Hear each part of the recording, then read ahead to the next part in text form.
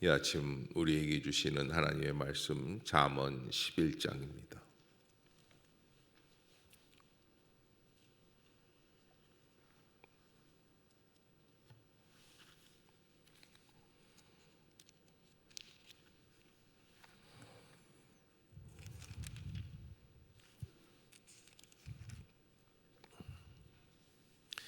잠언 11장 한 절씩 교독하겠습니다. 속이는 저울은 여호와께서 미워하시나 공평한 추는 그가 기뻐하시느니라.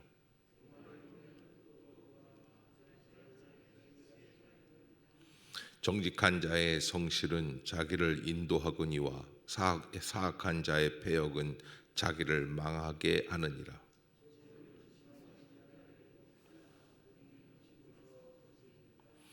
완전한 자의 공의는 자기의 길을 곧게 하려니와 악한 자는 자기의 악으로 말미암아 넘어지리라.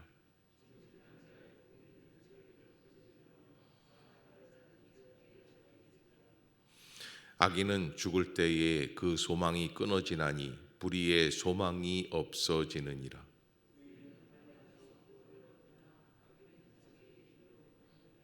악인은 입으로 그의 이웃을 망하게 하여도 의인은 그의 지식으로 말미암아 구원을 얻느니라.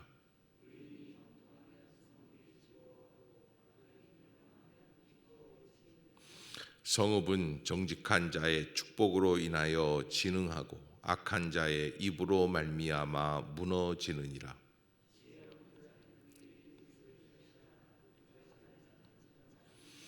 두루다니며 한담하는 자는 남의 비밀을 누설하나 마음이 신실한 자는 그런 것을 숨기느니라.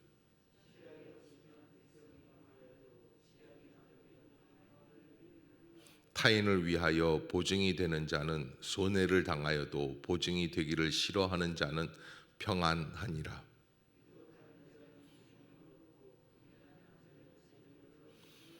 인자한 자는 자기의 영혼을 이롭게 하고 잔인한 자는 자기의 몸을 해롭게 하느니라.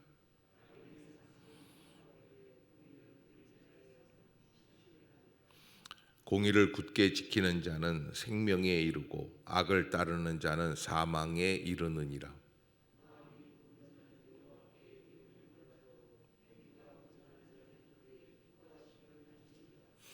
악인은 피차 손을 잡을지라도 벌을 면하지 못할 것이나 의인의 자손은 구원을 얻으리라.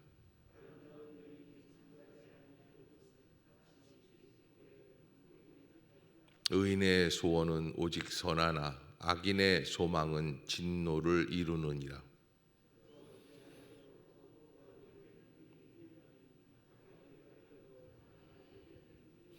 구제를 좋아하는 자는 풍족하여질 것이요 남을 윤택하게 하는 자는 자기도 윤택하여지리라.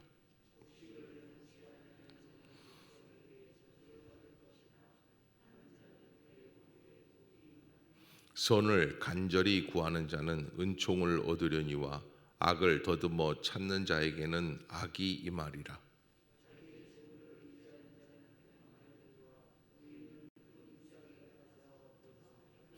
자기 집을 해롭게 하는 자의 소득은 바람이라. 미련한 자는 마음이 지혜로운 자의 종이 되리라.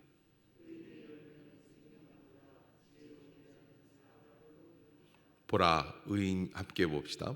보라 의인이라도 이 세상에서 보응을 받겠거든 하물며 악인과 죄인이리요. 아멘. 할렐루야. 이 아침 죄전을 찾으신 여러분들에게 하나님의 은혜와 평강이 함께 하시기를 축복합니다. 오늘 잠언 11장 전형적으로 잠언에 나와 있는 짧은 글귀들 한 구절 한 구절들을 다 모아서 이렇게 11장이 만들어집니다. 이 11장에서 나오는 이 짧은 구절들 속에서 우리에게 주고 있는 그런 지혜의 참된 뜻은 어디에 있는가? 저는 그렇게 생각을 합니다. 인력이 극진하면 천재를 면한다라는 말이 농가 원령가 정원령에 나오는 이야기라고 해요. 그러니까 아무리 천재지변이라도 우리가 한 땀 한 땀 정성스럽게 인간이 할 도리를 다 하면 하늘의 그 화를 면할 수도 있다는 이야기죠. 그런데 마찬가지입니다.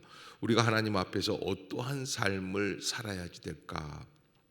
여러분, 흔히 우리는 하나님의 뜻을 어떻게 알 수 있습니까? 하면서 하나님께 뜻을 구할 때마다 누구의 뜻으로 대신하려고 합니까? 내가 원하는 뜻으로 대신하려고 할 때가 많아요.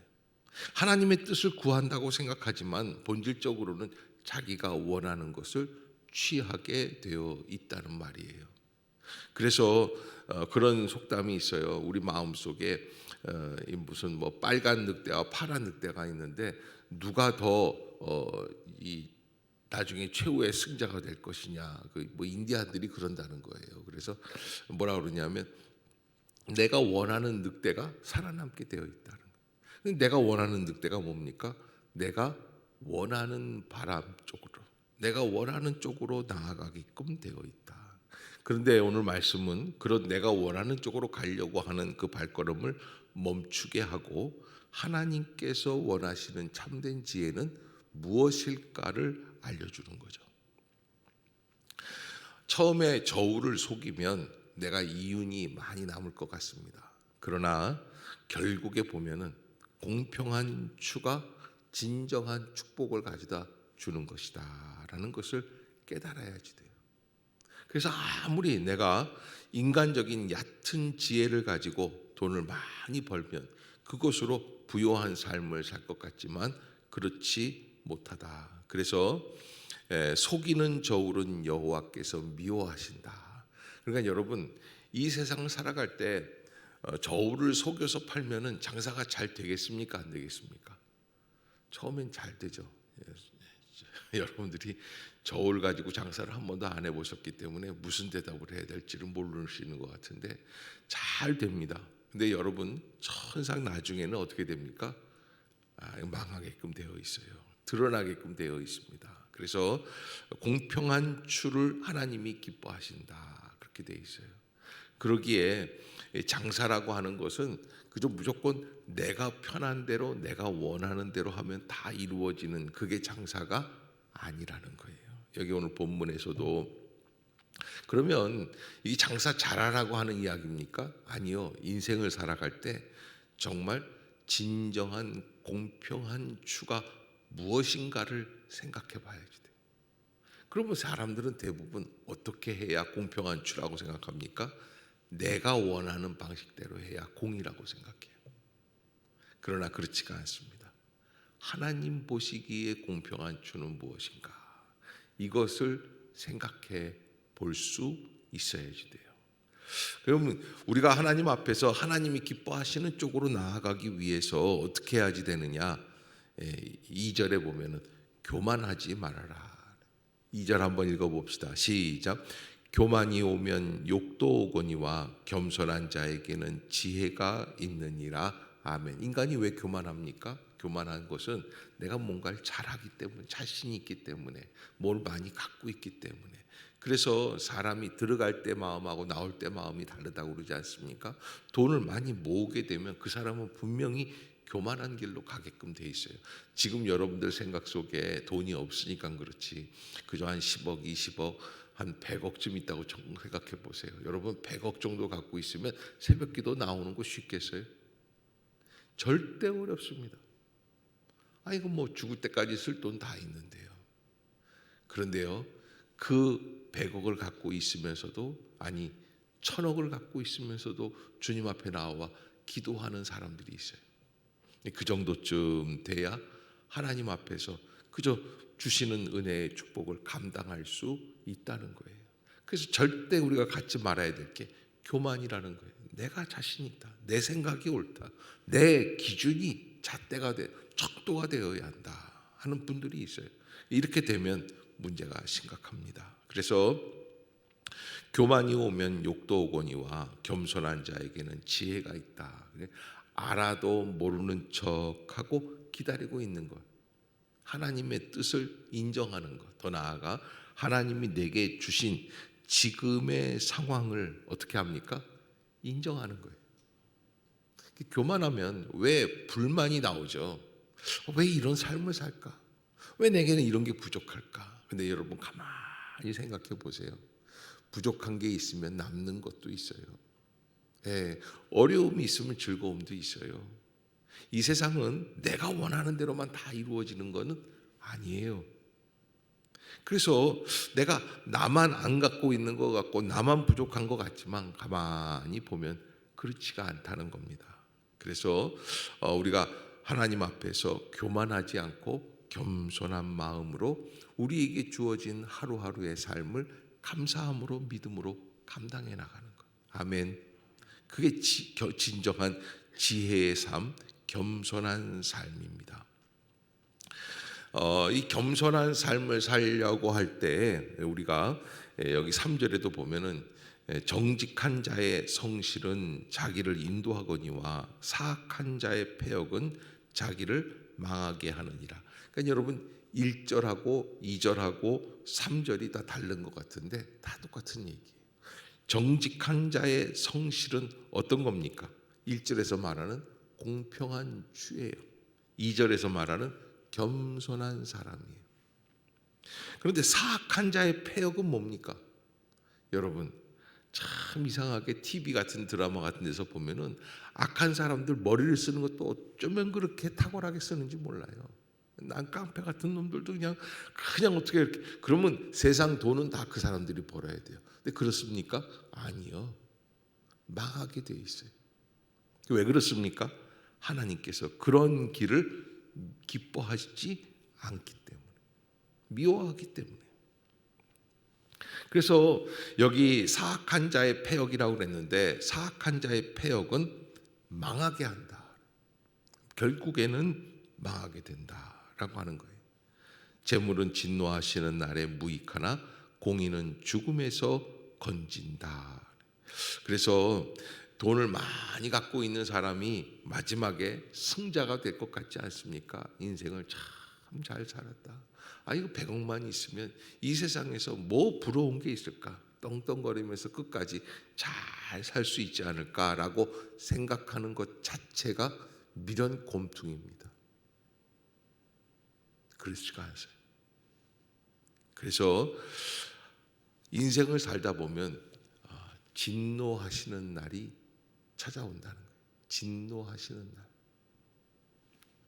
그 진노하시는 날에 물질은 아무 도움이 안 된다는 거예요. 그래서 정말 우리가 하나님 앞에서 살아남을 수 있는 길은 무엇이냐? 공의라고 하는 거예요. 공의라고 할 때 이 공의는 하나님과 나와의 관계입니다. 하나님의 뜻을 어떻게 내가 감당합니까? 그래서 여러분 다윗이 사울 왕에게 쫓기지 않습니까? 도망 다녀요. 도망자의 삶을 사는 거예요. 그게 하루 이틀이 아니에요. 한 달, 두 달이 아니에요. 10년이 넘어요. 여러분 그 예전에 신창원이라는 도망자가 한 번은 이 청송교도소에 감옥에서 나와가지고 도망 다니면서 막 여기 도망 다니는데 한 3년인가 4년 만에 잡혔어요. 그 잡히는 날 기자가 물어요. 인터뷰를 하는 거예요. 신창원 씨 기분이 어때요? 아니 뭘 기분이 어떤지를 기자들 질문하는 거 보면 참 이상해요. 뭘 그런 걸 묻는지 모르겠어요. 기분이 죽겠죠. 아니 그 뭐 도망자가 잡혔는데 그런데 뜻밖의 대답을 해요. 신창원 씨가 뭐라 그러냐면 이제야 두 다리 뻗고 자게 되었습니다. 저는 그 인터뷰를 보면서 깜짝 놀랐어요. 그래. 그저 썩어도 준치라고 밖에 나가서 도망 다니는 게 좋을 것 같은데 얼마나 힘이 드냐면 3년 만에 잡히는데 이제야 두 다리 뻗고 그러니까 한 번도 두 다리 뻗고 잔 적이 없는 거예요. 얼마나 고단한 삶을 살았을까. 그런데 다윗은 그런 삶을 10년이 넘게 지내요. 그런데 그러는 와중에 한 번은 동굴에 숨어 있는데 사울 왕이 자기를 죽이려고 쫓아와 가지고 자기가 안에 숨어 있는 줄도 모르고 들어와서 대변을 보고 있는 거예요. 동굴에서. 그리고 옆에 있는 신하가 그러는 거예요. 나의 군주여, 저 사울 왕을 지금 죽여야지 됩니다. 자, 여러분 한번 생각해 보세요. 광야에 엔게디라고 하는 광야에 이렇게 보면 팔레스틴 아프가니스탄도 그런 그 풍경들이 많은데 바위 안에 동굴들이 수십 개 수백 개예요. 우리나라에서 볼 수 있는 풍경이 아닙니다. 그게 무슨 풍화작용에 의해서 그렇게 됐겠죠. 그냥 동굴들이 많이 있습니다. 그러니까 동굴 속에 들어가서 숨어 있으면 못 찾아요.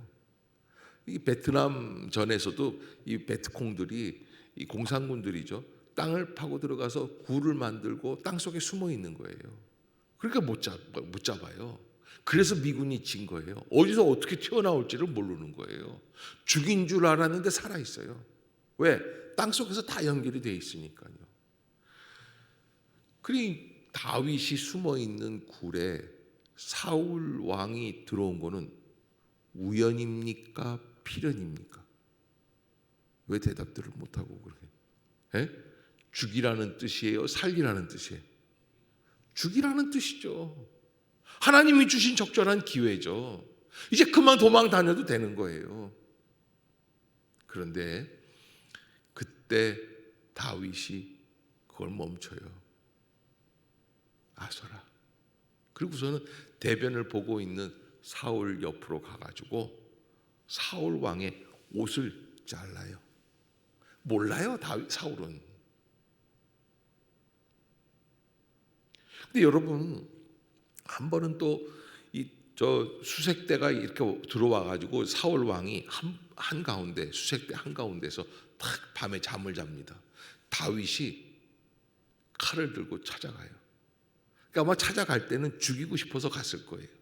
그래서 딱 이렇게 보고 있는데 못 죽이겠어요. 그 옆에 있는 신하가 물어요. 왜 못 죽입니까? 이 사람도 하나님이 기름 부어 세워주신 이스라엘의 왕이다. 이 얘기를 해요. 무슨 얘기예요? 내가 바라보는 내 관점에서는 죽여야 돼요? 살려야 돼요? 죽여야 돼요. 그래야 내가 살아요. 왜? 이 사람은 나쁜 사람이에요. 왜? 내 입장에서 보면 이 사람은 나쁜 사람이에요. 그런데요, 다윗은 하나님의 입장에서 보면 하나님이 기름 부어 세운 이스라엘의 첫 임금이에요. 하나님이 세우신다고 그러는데 내가 죽이면 되겠어요? 놔두는 거예요. 그리고 마지막에 블레셋과의 전쟁, 그 유명한 길보아 전쟁에서 사울 일가족이 다 죽어버려요. 여러분, 공의를 따르라라고 하는 건 하나님께서 공의에서 죽음에서 공의를 지키면 죽음에서 건진다라는 건 뭐냐면 내 입장만 생각하는 게 아니에요.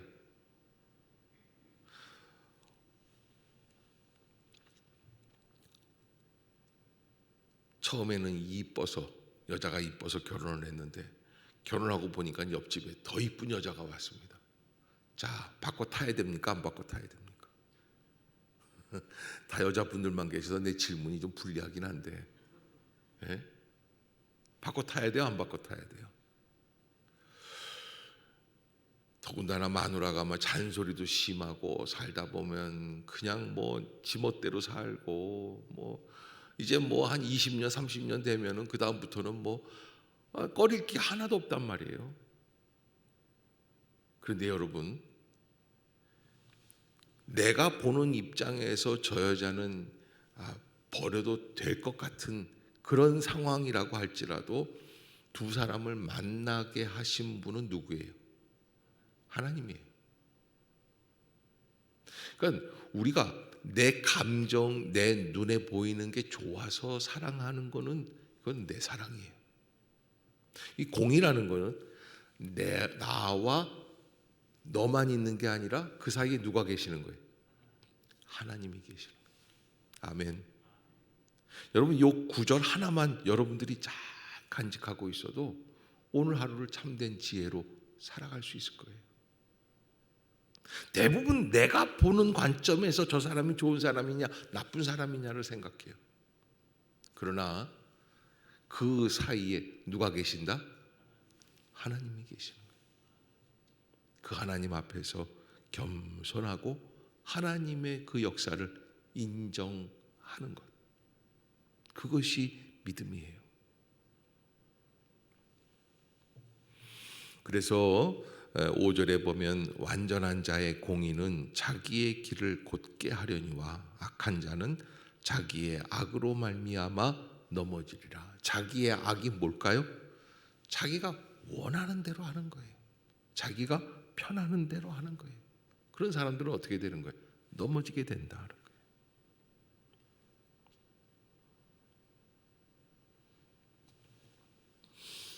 우리가 인생을 살아가면서 내 중심적으로 생각하는 것만큼 미련한 게 없습니다. 하나님을 믿는다는 것, 하나님을 신뢰한다는 것은 그는 공의의 하나님, 공의의 하나님이라는 건 뭐예요?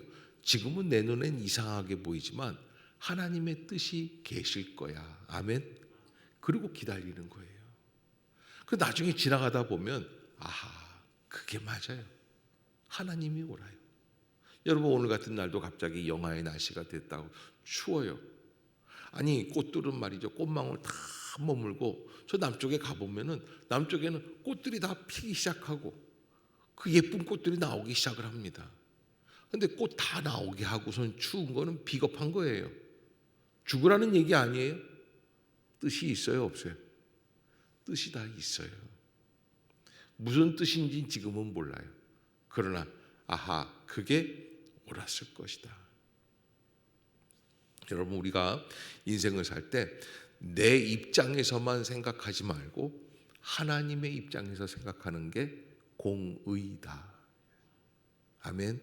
우리는 의 그러면은 올바른 사람, 안중근 열사, 유관순 열사, 이런 의를 위해서만 희생하는 걸 얘기하는데, 공의라고 하는 것은 하나님의 입장에서 생각하는 것이다.